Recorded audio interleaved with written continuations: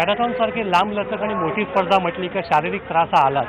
आजही अनेक मॅरेथॉनपटूंना धावताना चक्कर येणं, पायात गोळे येणं आणि छातीत दुखणं अशा केसेस येत आहेत. मात्र इकडे एक चांगली उपाययोजना केली, एक मोठा मेडिकल बेस कॅम्प इकडे ठेवण्यात आला आहे. आपण बघतोय की अशी इथे धावपटू पळून येत आहेत, त्यांना त्रास होतोय, मात्र त्यांना इकडे योग्य ती शुश्रूषा दिली जाते आहे.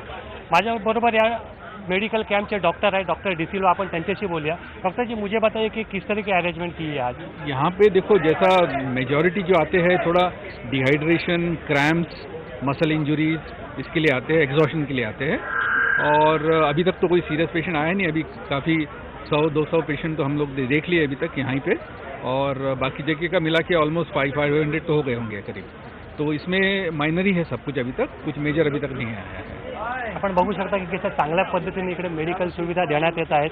अनेक डॉक्टर आहेत, त्यामुळे ॲट अ टाइम कितीही पेशंट आले तरी त्यांना चांगला उपचार मिळतोय. त्यामुळे ही स्पर्धा पूर्णपणे निर्विघ्नपणे पार पाडणार आहे असा आपला विश्वास आहे. व्हिडिओ जर्नलिस्ट प्रवीण शेट्टीसह रोहन कदम, IBN लोकमत, मुंबई.